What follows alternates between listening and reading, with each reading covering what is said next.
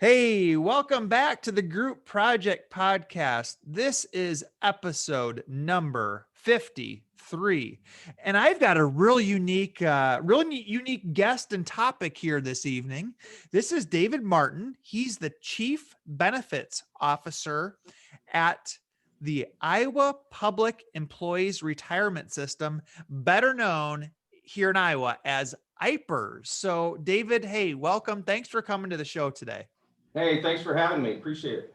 So we've spent, I don't know, 10, 15 minutes here chatting. I mentioned, for those of listeners of the show, this show covers kind of that intersection of education, leadership, and personal growth. And I really feel like this topic really hits all three of those. Kind of talking, and I mentioned to David before the show, I look at the metrics each week for the show. We've got about 25% of our listeners and viewers are here in Iowa. And then the other 75% are, elsewhere, mostly in the United States. So this is the IPER or the Iowa Public Employees Retirement System. We're going to dig deep into some questions there. And you may be thinking, well, what does this have to do with me? But David and I chatted a little bit before, and this is, these retirement systems are very, relatively similar across state lines. So we're gonna dig into that. I can't wait, David. I'm passionate about personal finance, so I can't wait to learn from you today.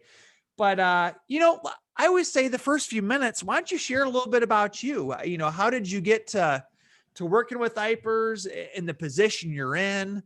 And maybe to share anything about your work history. Okay. Trust me, when I was a young person, I was not dreaming of being a pension administrator. In fact, I didn't even know what one was. I mean, let's be honest, right?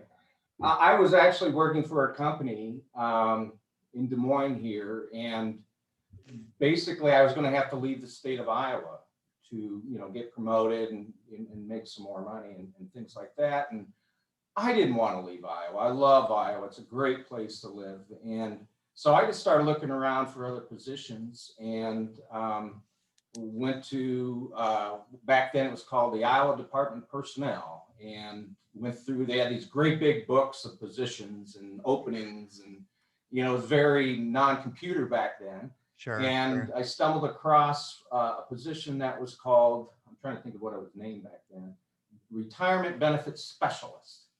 And so I filled out an application, and lo and behold, I got an interview. And next thing I know, I'm at the state of Iowa working in pensions, something I really didn't even know what it was. I didn't even know what a pension was. You're 20-something years old. Who thinks about stuff like that? So I started down there, and I quickly got incredibly interested in it. And the mission is so honorable. You're taking care of people that taught you, and worked in hospitals, graded your road, all the city workers. Plus that, both my grandmothers were teachers. My mother was a teacher. My sister was a teacher. I come from a big family. I had cousins in healthcare and in teaching. So it was just for me, it was kind of a natural fit. I just really enjoyed it. And then after a while, I got promoted to a benefits specialist with a little more responsibility, working with members one-on-one, calculating their benefits. And it's just such a rewarding place to work, to be perfectly honest. Mm-hmm. And then I took another position, and frankly, that was probably one of my favorite ones, and that was doing what's called compliance audits, where you go around the state of Iowa and you meet with different employers, and you make sure the coverage for the employees is correct and the contributions are all matching up. And that was such a learning position, because I realized, especially now looking back on that, we ask a lot of our employers, but IPERS is only this much of what your HR department has to deal with. And so that was such a great position. I learned so much. And then after that, I became like a frontline supervisor, managing the different benefit specialists, what they're doing. I did that for about 10 years. And then I'm trying to think of when I got this position, I think it was in 2006, my former boss, who I really enjoyed working for, the former chief benefits officer, he retired. And so this one opened up and I applied for it. Had an interview committee with various board members and the CEO, and lo and behold, I was promoted to chief benefits officer. So here I am now talking to you. So how long have you been in that position for? The chief benefit officer? Yep. Since I think it's 2006. 2006. Okay. Yeah. Okay. Yeah. So it's been a while. Sure. Yeah. So, okay. I love, one of the things I wrote down here is, I think now we've got, I'm sure our audience is a wide range of, some people are going to know everything we're talking about. And some people are going to be baseline, have very little understanding. So my first question is going to be for those beginners. Okay. You said, when you sign up for the job, you didn't even know what a pension was. And a lot of people get confused. If I went and talked to our staff right now and I said, what's the difference between a pension and annuity and 401k and all those different things, they probably would have no clue. So could you maybe just help maybe define what those terms mean?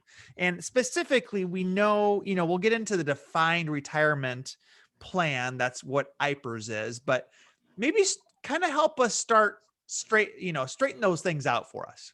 Sure, and that is very common, very common. People do not understand, even if they have a 401k, they really don't understand it. And they're working a full-time job already, right? It's hard to understand some of this stuff.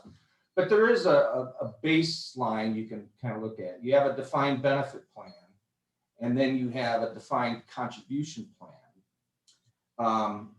And they both, the goals of both are to provide retirement income, okay? One is not better than the other. I'll never say a defined benefit plan is better than a defined contribution plan, because it all depends on certain things.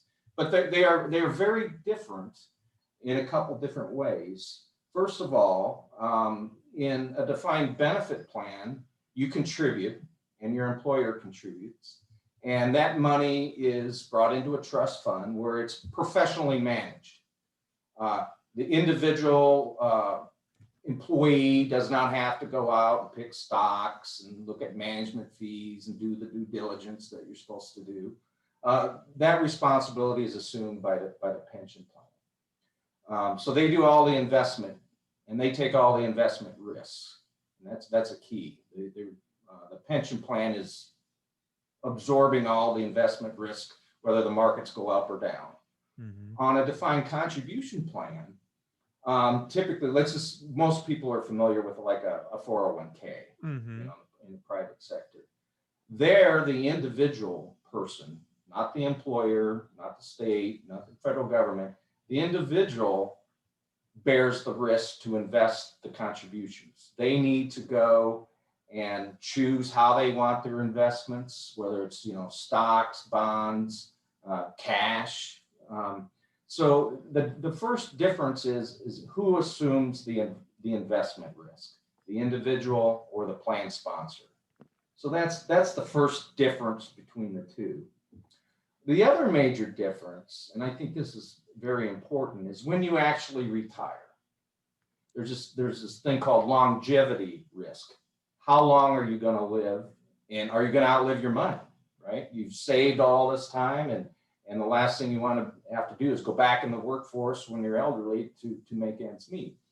Well, in a defined benefit plan, as soon as you retire, you're going to get that monthly benefit as long as you're alive, okay?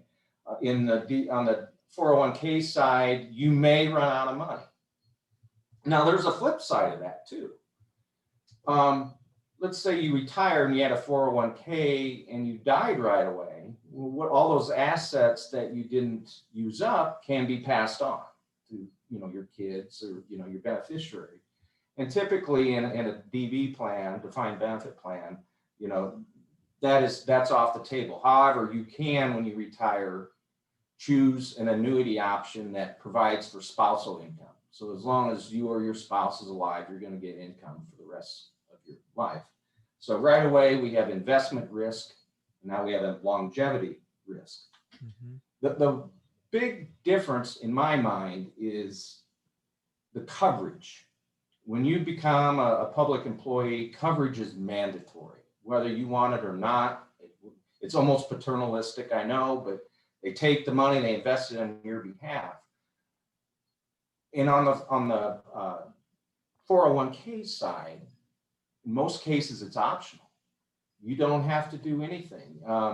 And I actually know some people who waited 6, 7, 8, 10 years before they even started contributing to their 401k.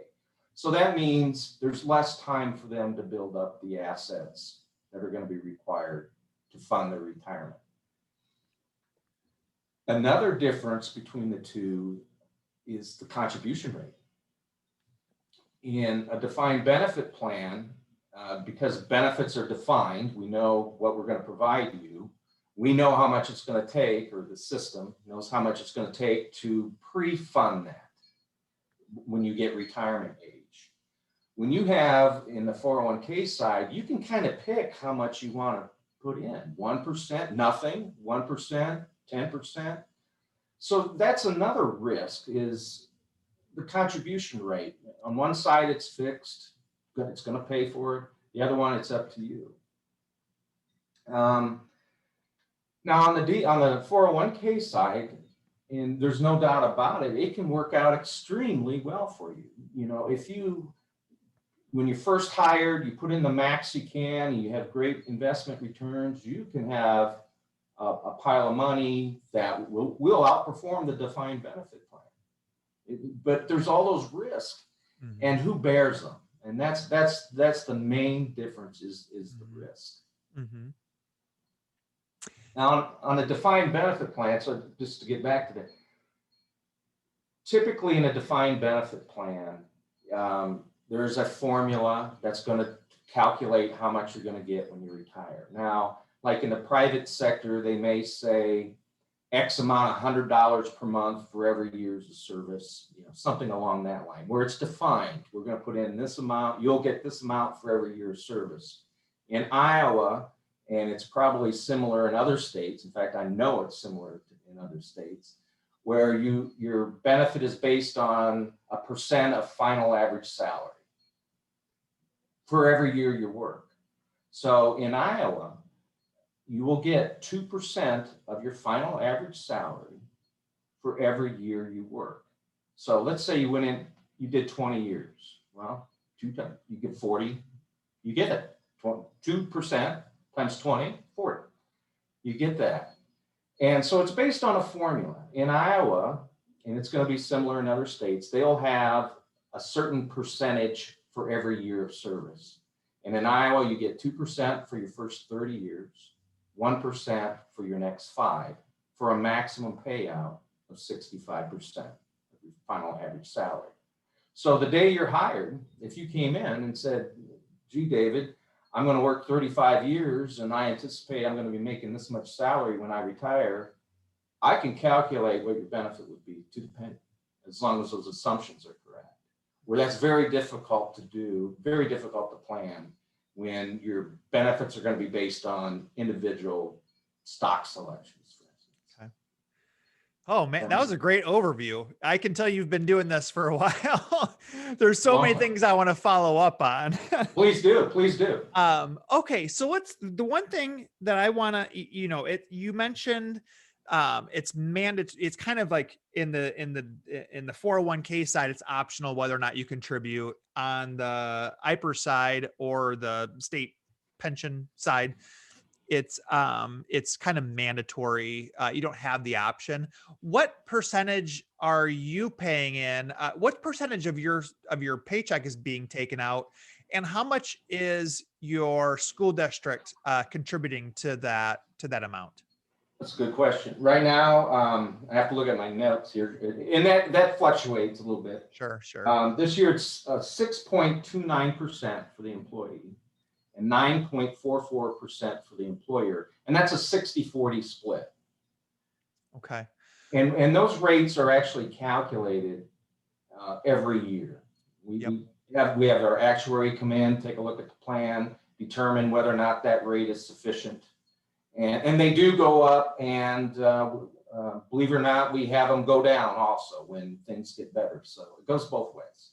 So without even, one thing I try to teach our staff is, without them even realizing, the school district is putting in 9%, is kind of doing I don't know if maybe it's not the right word to say match, but like a 9%, they're automatically putting in 9% into this retirement plan for you, which, compared to the private side, where you rarely see a 9% contribution, you mentioned like they don't even do a match. I just try to, and I'm probably not doing a very good job explaining that, but I feel like that's one of the hidden perks, or one of the hidden advantages of working in a public school system, is that 9% automatic from the district into your retirement. Am I thinking about that right? Is there anything else you want to add to that? Well, it depends on the employer, quite frankly. There are some employers that they have a defined benefit plan. It's not as common as it used to be, but they have a defined benefit plan funded 100% by the employer. And then they also have a 401k, I call it a side-by-side plan, and they also match there. So it kind of depends on the employer, and obviously a smaller employer would struggle to provide those types of benefits, but there are some, and that employer match is so important. And different companies will match up to a certain percent. They'll go, I'll match 50 cents on the dollar in the first 3%. Some of them go much, much higher. So it really depends on the employer. Okay. It really does. So we mentioned 401ks a little bit, and I had this a little bit later in the questions, but I feel like it's coming up a little bit. So I know some of these answers. I'm just going to play dumb a little bit because people might have the questions out there, but is a 401k, so everybody's getting their IPERS here in Iowa. And let me ask you this: in other states, is it also kind of a mandatory? From your understanding, do school employees have to be part of this state system? Do you know that, or is that a fair? And not in every state, but in most of them, I would say that they're in the pension system. In fact, some states, they don't even have Social Security coverage. You may not realize that. Some states, it's all on the pension side. And that goes clear back to, they had pensions even before Social Security was around, some of those old school districts. So and that's why it's so hard to compare benefits from state to state to state. Okay. The benefit levels are different, the contribution levels are different. Social Security coverage is different. Investment policy is different. So it really is hard to compare state to state to state. There's just a lot of variables. Okay. So the 401k. So a lot of people are like, okay, I'm in a school system. I know there's this state retirement plan that I'm automatically going to be part of. And they don't even think about a 401k. They're just like, okay, well, I'm set. What are your thoughts? I obviously you work for IPERS. You're in a leadership position there, but what would you recommend? Well, first of all, is 401k or I don't want to confuse people by saying Roth as well as an option, but is 401k an option in most school districts that you're aware of? And then two, would you recommend that in addition to IPERS, that employees also look at doing some 401k investing in addition to? What are your thoughts on that, or what would be your recommendation? Well, for public employees, it's not a 401k, but it walks and talks and acts like it's actually a 403b. And most people don't understand that. That's an IRS code reference, by the way. But in Iowa, it's a 403b, and I believe most districts participate in the state-sponsored 403b. I could be wrong. I don't know, but they do offer it. And I'm a big fan. I'm in what's called a 457 plan, which is similar to a 403b. run by the state. And I believe they've done a great job picking vendors, picking, the different investment options and things like that. So kudos to them. But I am a big fan of employees doing stuff on their own through the 403B. You get your taxes will go down. There's just an extra pile of money there for when you retire. And it's so important because in Iowa, our pension benefits are not indexed to inflation. In some other states, they are. In Iowa, they're not. So in my mind, that is a great way to pre-fund that, is through the 403B. And like I said, they've done a nice job of picking the different providers. So yeah, I'm a big fan of doing that on your own. Okay. So I wasn't going to ask about inflation, but I heard you say it, and this is maybe more an advanced question here. But if people look, okay, so people will look at, hey, here's how much we project that you will get. You guys just sent out those statements maybe a month ago, right? And everybody in the state of Iowa who's a public employee,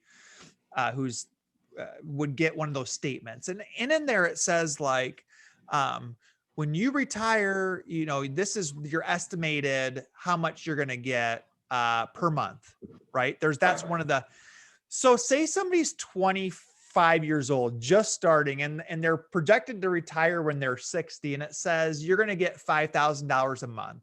Okay. Is that like 35 years in the future?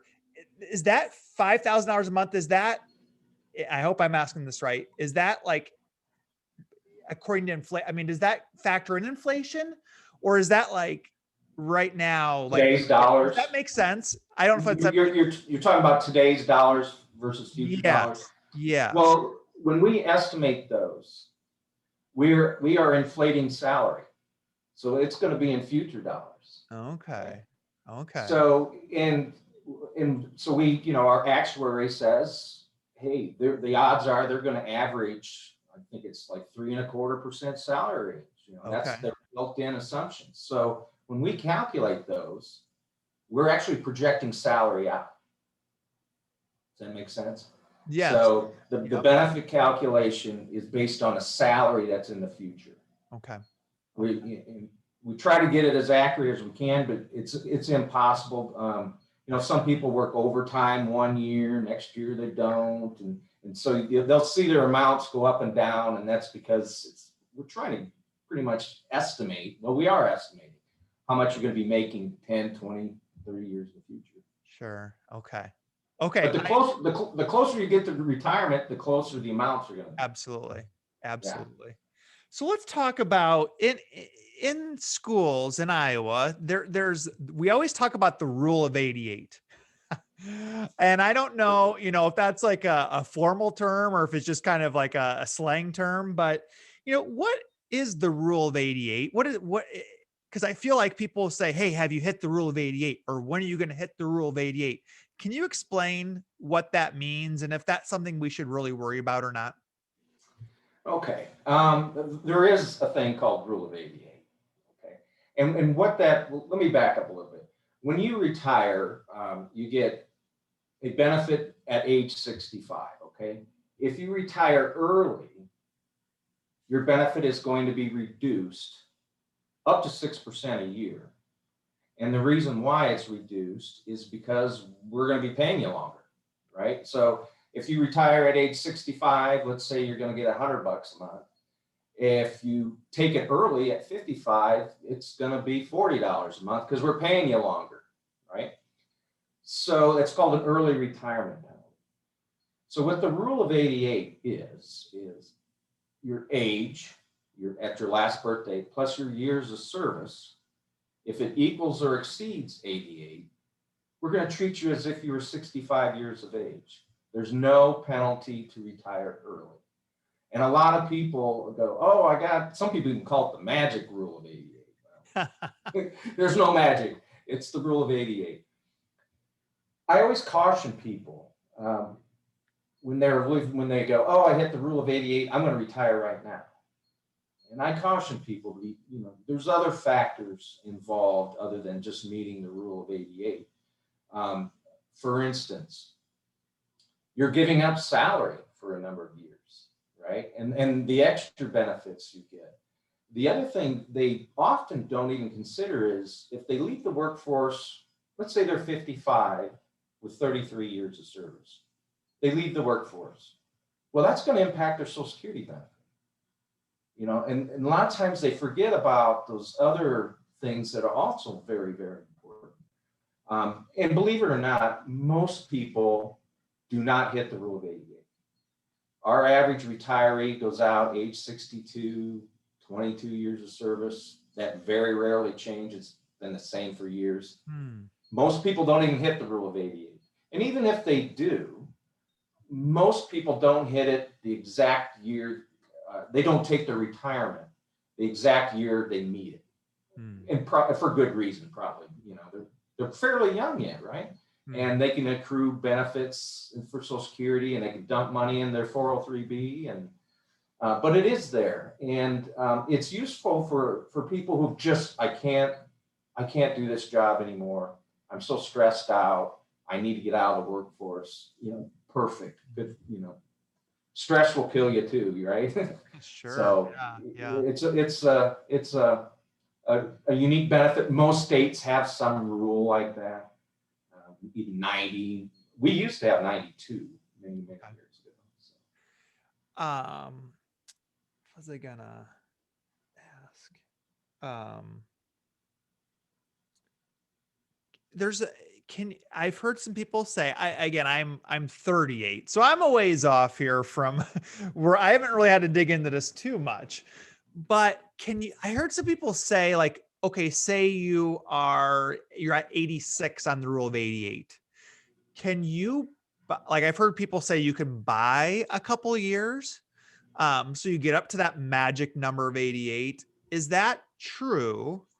And is that something you'd recommend? And I know it probably depends on a lot of other factors like you mentioned, but what's your thoughts on that? You can do it. I pretty much do not recommend you do that, just because of the cost. Many people will find out it's cheaper just to not take their benefits for a couple years to meet it. The rule of 88 is a subsidized retirement. Okay, when you're trying to buy into the rule of 88, you have to pay for the entire subsidy, so it's expensive, and that's why I generally tell people you're better off just to forego the benefits and just age into it naturally. You know, let's say you've left employment and you're still 2 years out. It may be cheaper just to wait and just delay benefits for a couple years, then meet the rule and take your benefit. Okay.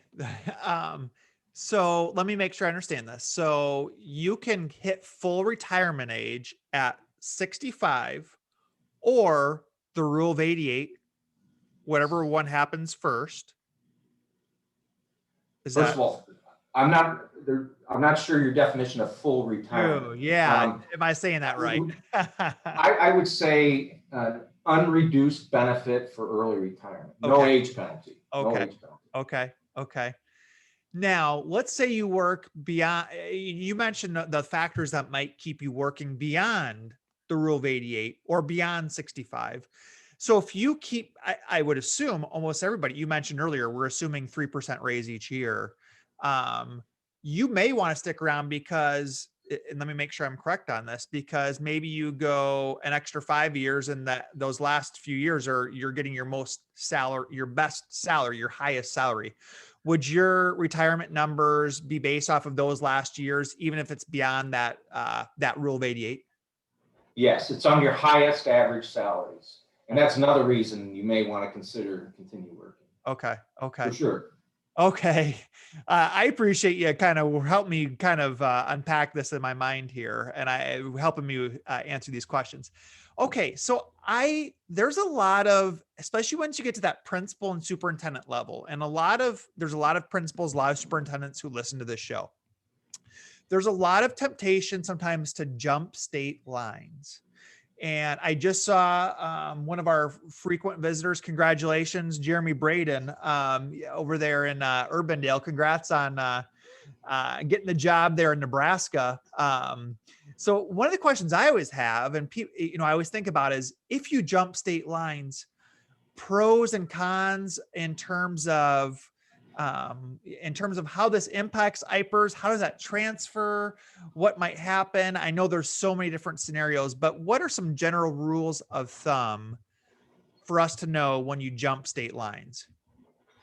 Well, whether it's a superintendent or anybody, before you leave the employment, make sure you're not close to the rule of 88, for instance, or make sure you're not 3 months away from vesting, So you want to check those things out.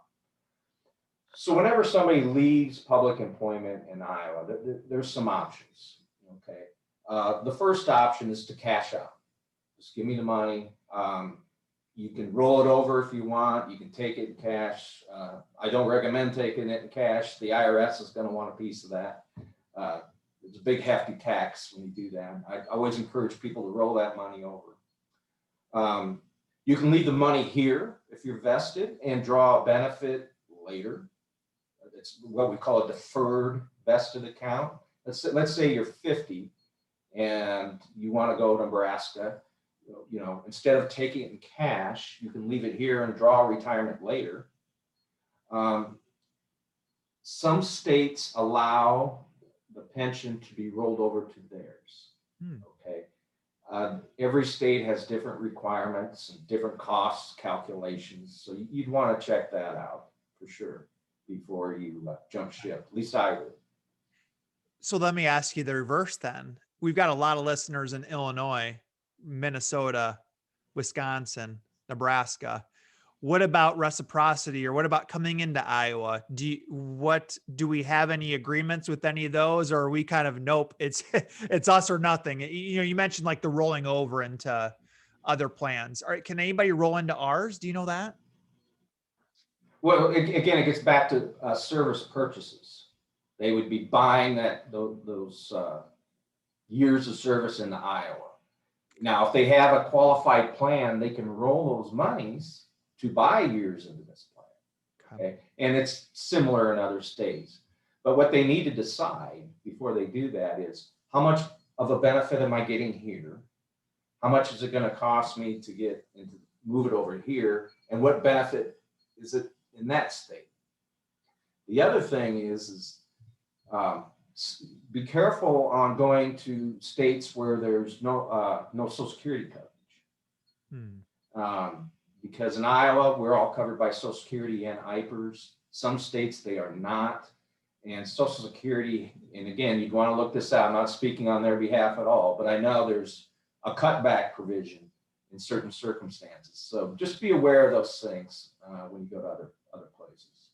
Okay. For sure. Okay. Because I just know there's just a lot of people, a lot of people I've talked to are like, oh, I would look outside the state, but the IPERS is like, it kind of keeps people in the state, which I think is a good thing. But I think but some people don't factor that in. And then when they make the jump, they realize that a lot of that is not transferable, or they can't, hit those high numbers that they're hoping they would. Right. So, okay. So let me talk about this. So you mentioned you started there in 2006 ish. And, you've seen the stock market go up and down, and it's always on that pretty much upward trajectory, but you had the housing crash, or whatever you want to call it. You had last year's COVID crash, which rebounded. How much does the stock market, if anything, does it play a role in what you do at IPERS? Does what you guys do depend anything on the stock market? Maybe explain how that works. It's incredibly important. Okay. When we have our benefit payouts, 70% comes from investment income. Okay, there's no doubt about it. We're very, very mindful of that. Now, as far as the individual, and I think that may be what you're alluding to. First of all, retirees, I would not lose one night of sleep. You're going to get paid as long as you live. not a worry in my mind on that. And even for the active members, I wouldn't lose any sleep at all.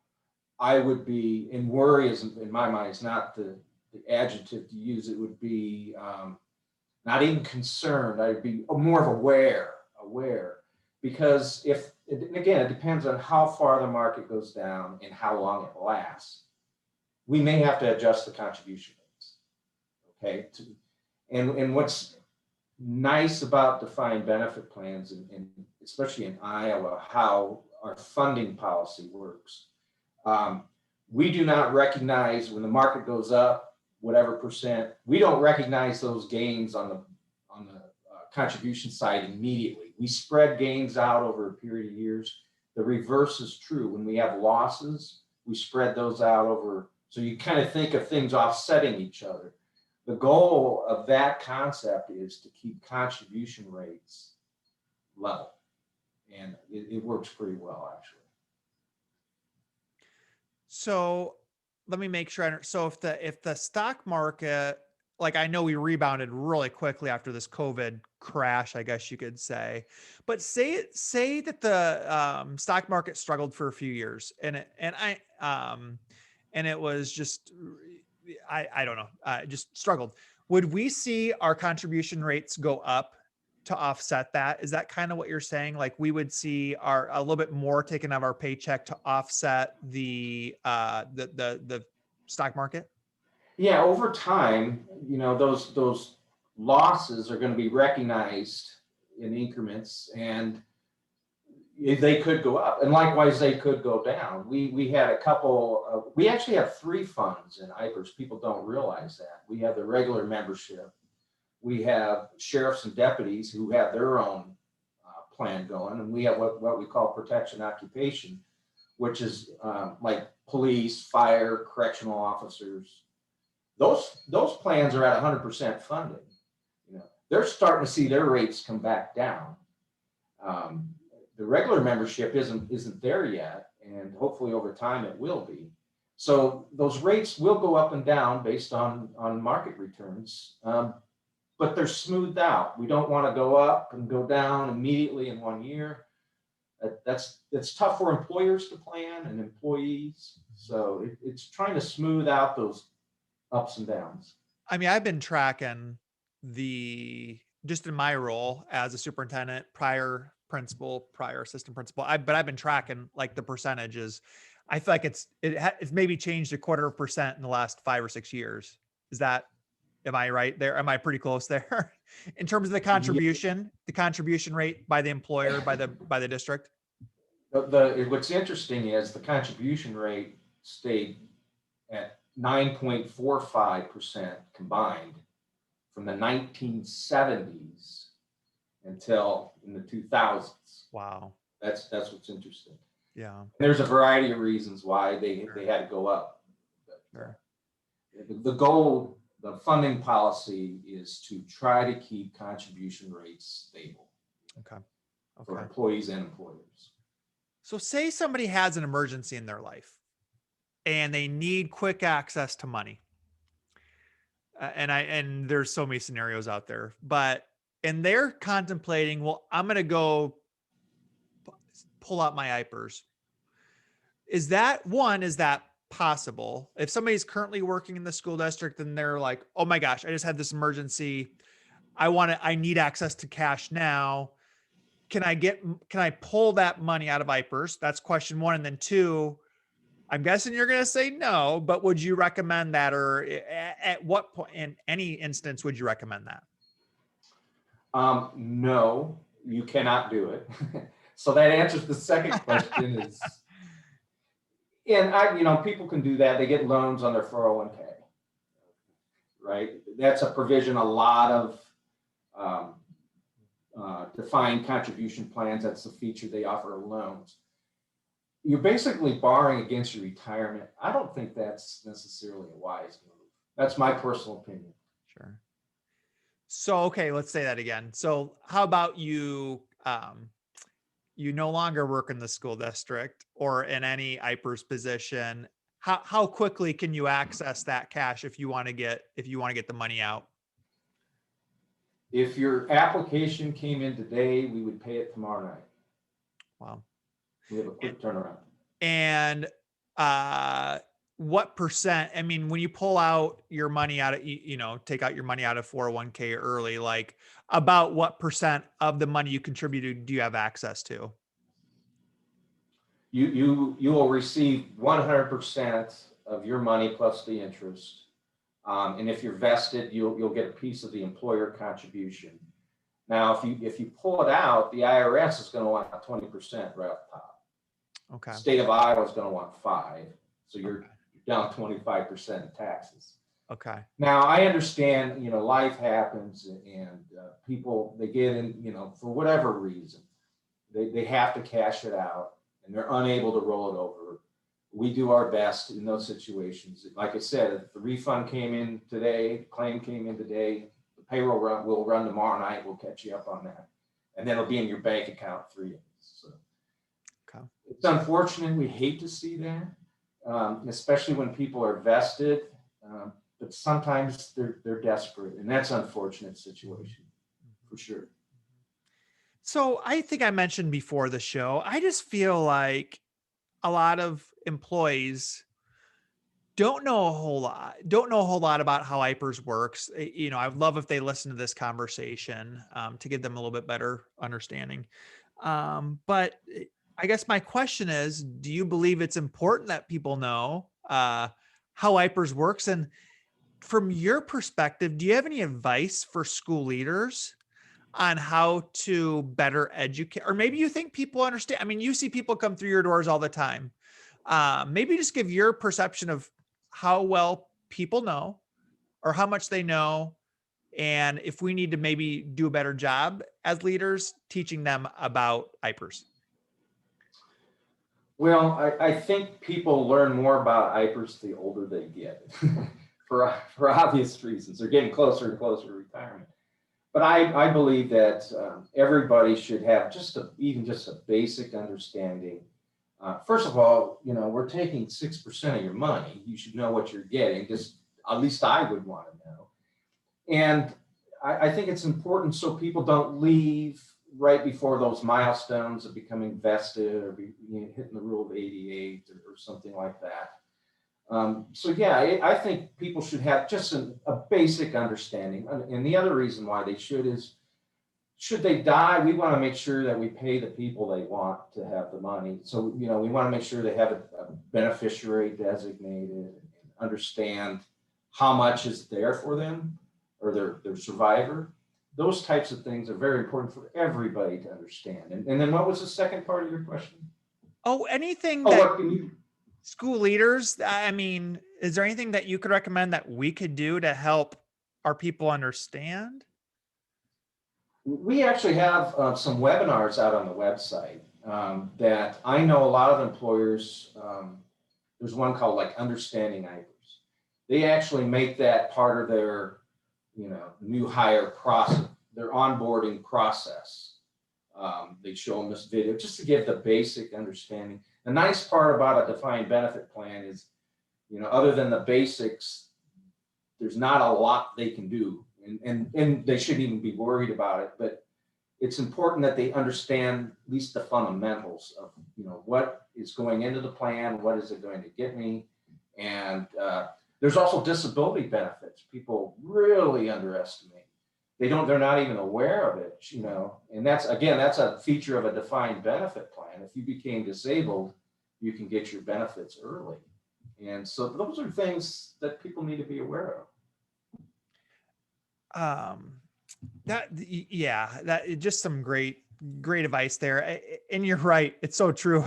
As you get older, I feel like you start, kind of paying attention or asking around, or maybe set up an appointment with you guys. But yeah, I feel like when our new staff come in, man, retirement seems so far off in the future, and it is, it's 30, 35 years away.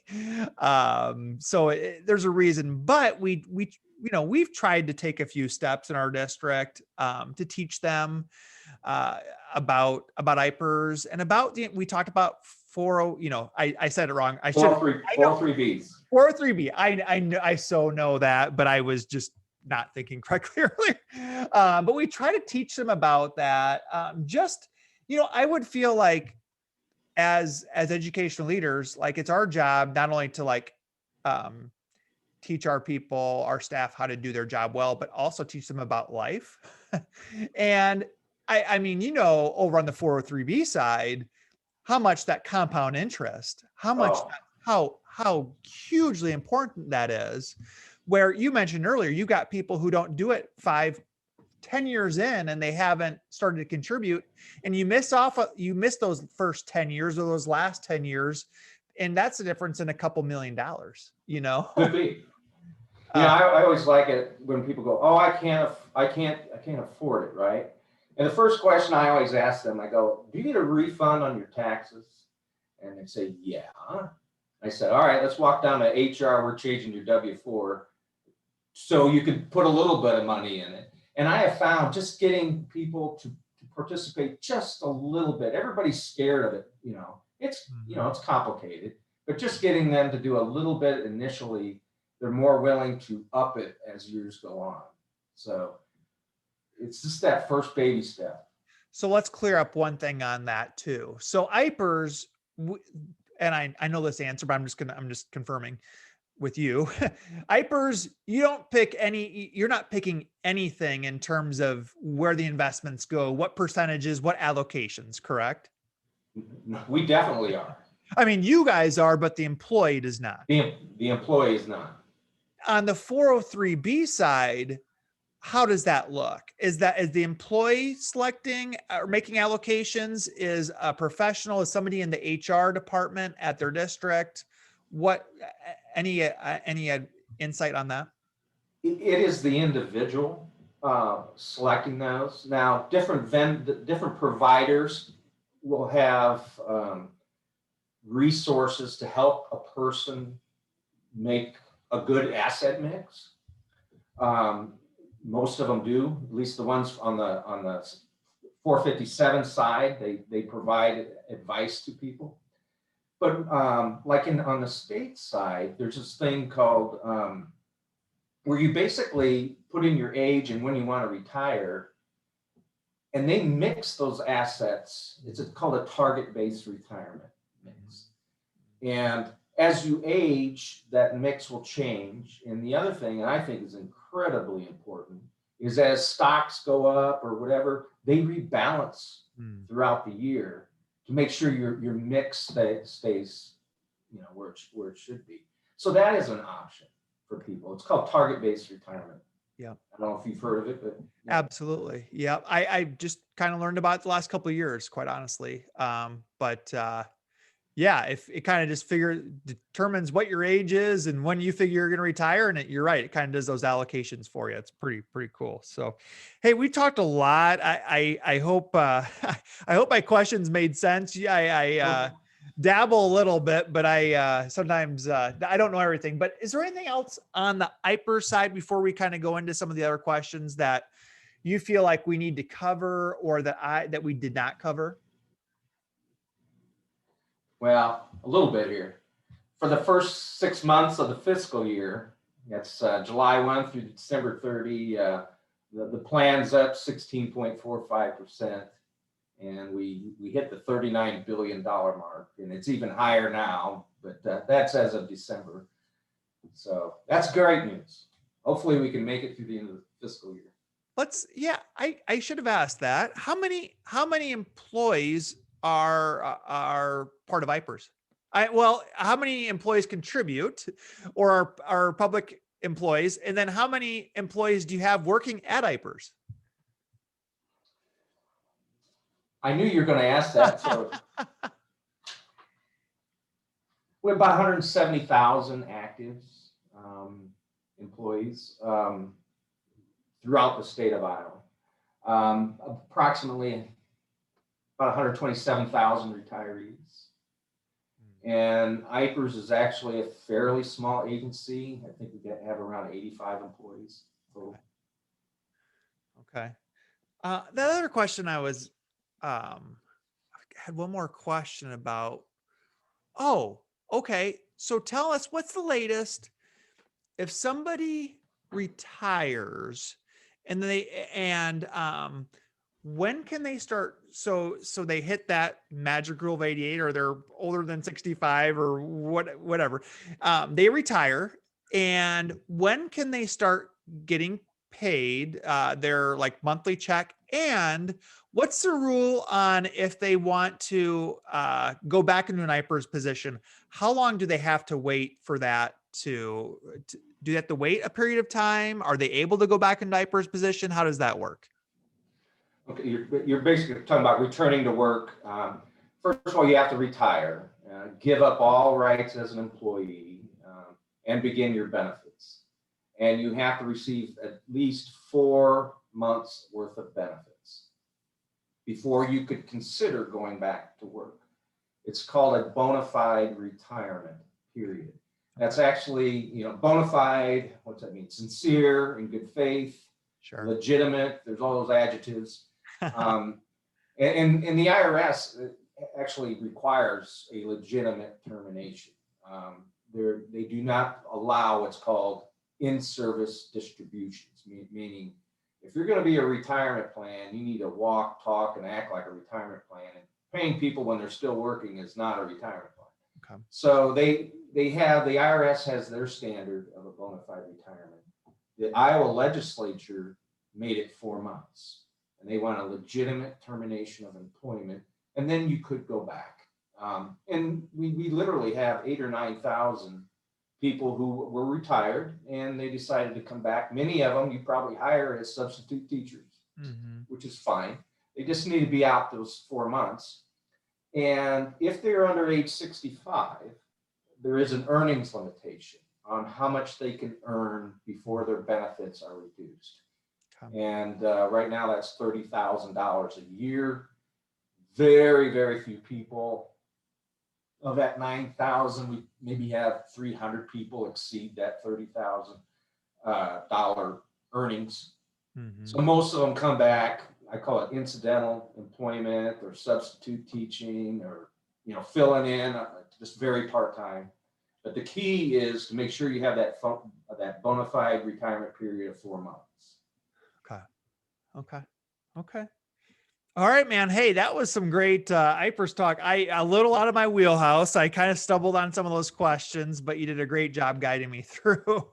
I appreciate it. So, hey, if you're joining us late here, we're talking with David Martin, the Chief Benefits Officer at Iowa Public Employees Retirement System, better known as IPERS. And as we talked about before, even if you're not in the state of Iowa, there's a lot of similarities in terms of how IPERS is run and the state department that you work for. So, and David, like I mentioned, we always finish the show kind of with some questions that each guest is asked they're kind of more professional growth questions and kind of get to know you better.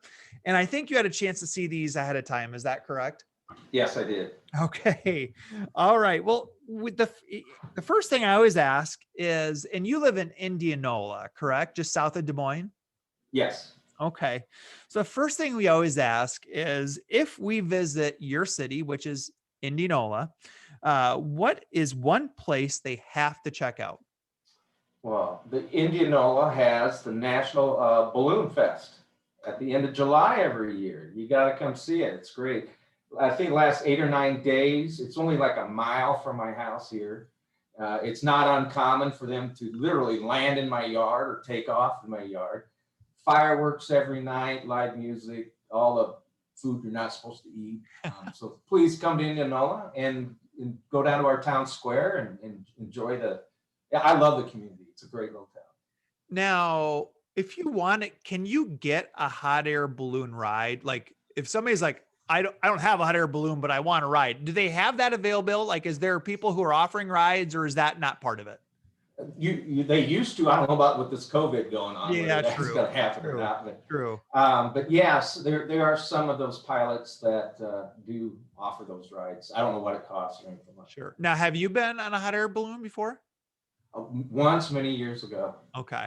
How are you good with heights? Are you good, or you get a little queasy? Not as good as they used to be when I was younger. Yeah, I think it'd be beautiful. I think I'd have to like get over the like, holy crap, I'm this far up and that sort of thing. But I think it'd be an awesome thing to do. Okay, second question. You mentioned this is the tricky one here. I'm kind of curious to hear what you say. What is one up to $50 purchase you've made in the last year that has made life easier? Do you know what a strop is? I I should have looked this up. I think it's STROP. I don't think so. Should I make this your homework assignment? Or should I tell Okay. you? Well, I've got good old Google here. I really struggled with this question because lately I bought a lot of stuff that I didn't find very helpful. And this is incredibly high tech, Jared. Okay. This is what it looks like. Okay. It is basically two pieces of leather glued together, and it is awesome for sharpening knives. I just tried it on a pair of scissors a couple weeks ago. You can tell it's got a lot of use out of it. I see that. Yeah. My grandfather used to use his belt and sharpen his pocket knife. And I found this, I don't know, 5-6 months ago. It sharpened all of our kitchen knives. It is great. So where did you find it at? Did you in store, online? I found this one online, but you've probably seen movies where there's a barber shop and they have the old straight razor and they're same concept. Well, yeah. Okay. Once I looked it up, I'm like, okay, yeah, I knew the word. But did I spell it right? STROP. Yep, you're correct. Good. Huh. Okay, well, there you go. You're right. I have not. 53 episodes. I've not heard that as an answer before. So now, what do those cost? About? Do you any idea? I think this one's like $14 or something. Okay. Yeah, I found this one. It was a disabled veteran who does leather work, and I wish I could remember. And I was like, I've always wanted one of those. Let's see if it works. And love it. Very cool. All right, next question. What is one book that has greatly influenced your life? Well, it's a book I read about 20 years ago. I don't remember when it came out. It was called Total Money Makeover by Dave Ramsey. I don't know if you know Dave Ramsey or not. Oh, yeah. Yeah. It was like I was reading and my father was talking to me because everything, and it almost validated everything my dad had told me my whole life. So I love the book, recommend it to other people. I was wondering, with your background, if you're going to go with like a personal finance book. And I think you and I mentioned before the show, my dad gave me that book 10, 15 years ago. And I didn't know that. Yeah. No. So my dad gave that to me for my birthday when I was, I don't know, mid-20s, something like that. And, it's like, Dad, I don't want a book for my birthday, but I was stubborn at first and I didn't read it for a few months. And then I was like, okay, let's give this a shot. And I think, it told the story. It told the story early in the book about compound interest, just how powerful that can be. And I was hooked. Like when it talked about like, hey, if you, dump in $300 a month over the course of 30 years, what that can come out to, if it's 10% interest or whatever. So love that. No, I love that book. And definitely recommend it to anybody who's looking for a good, a lot of the stuff we talked about earlier in the episode, quite honestly. Yeah. My dad was a banker. So. Okay. I learned about compound interest at a very young age. So. Sure. Love it. Well, good. Okay. So here's one I've just done the last few episodes. It's been very interesting. What is one phone app that has positively impacted your life? I hate to admit this, and I won't even tell you the name of the app because there's several different ones out there. It was a credit monitoring service. Okay. Credit monitoring. I don't know if you've ever had your identity theft or anything like that. Every month we get calls from our retirees saying, hey, you got to change my bank account. It's been compromised and this and that. And I don't know, a few years ago, I broke down and I bought it, and it's amazing. I stopped someone buying tires in California on credit. Oh, They're opening up a credit. yeah. And I would, seriously, I've told my kids very seriously, you need to get something to protect yourself. And it's a shame we have to spend money to do that, but it's one of those necessary evils, I believe. So I like how you shared that. And I kind of got a little bit, my mind went a little to the side here. I want to know your thoughts on credit cards. Because if you read the Total Money Makeover, Dave is like, no credit cards, no credit, no debt, right? What's your philosophy? Do you agree with that? Or do you think there's reasons when you might want to have credit cards? Do you pay them off every month? That's the end of the story right there. If you're using it as a bank loan, you're going to get yourself in trouble. It's getting harder and harder to get out if you carrying credit card balances, and the things you're buying, you probably don't need. That's my opinion. Sure. Of all the things, there's nothing wrong with borrowing money. Don't get me wrong. It's American way, right? Yeah, it's too bad. I'm not a big fan of carrying credit debt. Sure. Credit card debt. Okay, so what is you drive the 15-minute quick drive from Indianola there up to the offices there in South Des Moines. I don't know if you stop at the gas station or not, but what's your go-to item at a convenience store? Unsweetened iced tea. Okay. I won't tell the brand. There's two of them there. It's kind of funny with COVID. I don't even go in anymore lately. Really? I don't go in very much. You just get gas and go on. Sure. Now, are you a Casey's guy, a Quick Star guy, a QT guy? Do you have a preference? Well, I think Indianola has 5 Casey's for a small town, and one's right by my house. And there's also a Casey's right by my office, so I tend to go there. Okay. Okay. Here's like a totally different direction question. You talked about the jobs you had earlier in the show, the different jobs. Can you recall a job you applied for and did not get? And what did you learn from that experience? I was thinking back when I was looking for a different position before I came to IPERS. I can't even remember how many I sent in an application resume. I really can't had that situation that I can recall. One I did have. I take that back. And what I learned from that is, especially when I became a manager, is if somebody comes in to apply for a position and you interview them, at least send them a letter to tell them they didn't get it. Because I remember one time that I applied for a position. I think I even had a second interview, and I never heard anything back. And I was like, well, that's weird. Or maybe they did mail it and I didn't get it. I don't know. But that was one lesson. I will say that, people could take time out of their day to come look to see if that's a good fit. And you got to be respectful. So it sounds like, you didn't really know what career path, or I don't know if I want to work with pensions, and it ends up you kind of worked out for you, huh? I mean, is that, what advice do you have for somebody who's like, I'm not sure what I want to do? Any advice you learned from your kind of path to where you're at now that you can like? There's nothing wrong with saying, I really don't know what I want to do.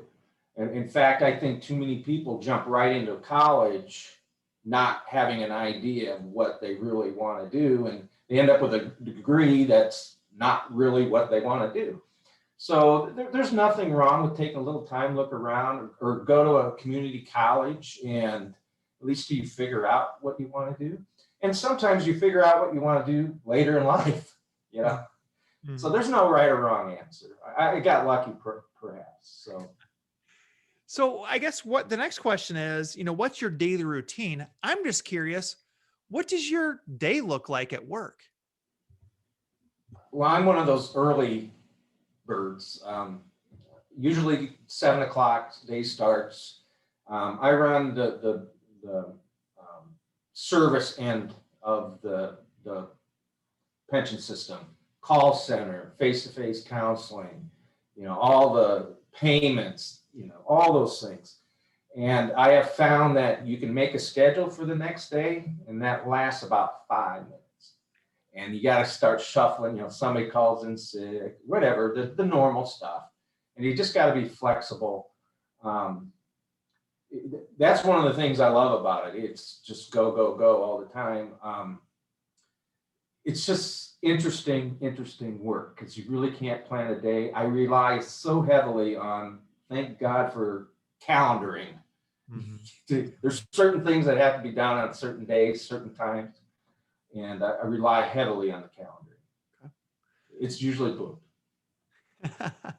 So the next question is, what is one big goal, could be personal, could be professional, that you're currently working on? Well, right now, I'm not heavily involved in a pretty big goal, but I will be soon. We're looking at some software upgrades, especially for a mobile app type product. And we'll be doing all the testing. My people will be doing all the testing. And we have to juggle all that testing at the time all of our teachers want to retire, because it's going to be in the next few months. So it's a pretty big project. That's really good to know. I'm one of those that logs into IPERS account, maybe once a month. But I always got to go to my desktop. So it's kind of interesting to know that you guys are looking at it. Sounds like a mobile app for employees in the system who are able to access their account through an app. Is that correct? Yes. Awesome. Yeah, we've wanted to do that for a number of years. Like all public entities, you have budgets. You gotta work around. Those things. Like that. Yeah. Well, cool. That's good to know. Hey, we covered a lot of stuff. I promised you we'd be out of here in an hour, and we're just a few minutes after. Is there anything we didn't talk about that you would like the audience to know?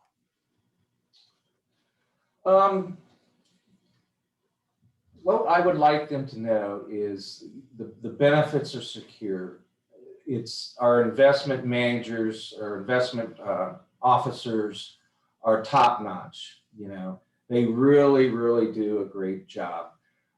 They negotiate incredibly low fees, and a lot of them have teachers. Their family members are also teachers, or they know people in the community, and they do a great job. My staff, it makes your job a lot easier when you have outstanding talent, and they're pretty good people. So we want you to have a secure retirement. If there's anything we could do, please let us know. Happy to help you out. Yeah. So if they have, is there like a customer service number they should call, email? I'm sure it's all just on your website. Is that correct? Yeah. Go there and that'll help you out. Yep. Well, cool. Well, hey, David, this was David Martin, Chief Benefits Officer at IPERS here in Iowa. Had all kinds of just a great conversation about the program, try to answer some of the questions that I got from listeners prior to the show. So hopefully I got those covered. And like I always say at the end of each show, hey, if you like the show, I encourage you to subscribe. I encourage you to leave us that 5-star review, which helps us, helps the show get out there more into the hands of more people that need it. So David, I'll let you get going there. Have a good night. Maybe you're going to use that strap here to sharpen some knives and some razors here tonight. So do I get some kind of an award for that unusual? It's up there. I mean, I'm trying to think the craziest ones. I can't, we've been all over the place. We had 2 shows in a row. We had somebody say air fryer was their best purchase. So I don't know. I don't have one of those, so I guess I can't. I don't either. Well, thank you, Jared, so much. And I think it's a great service what you're doing for your community. Nice job. Awesome, man. All right. Well, you have a good night there. Okay. Yep, you bet. Thanks.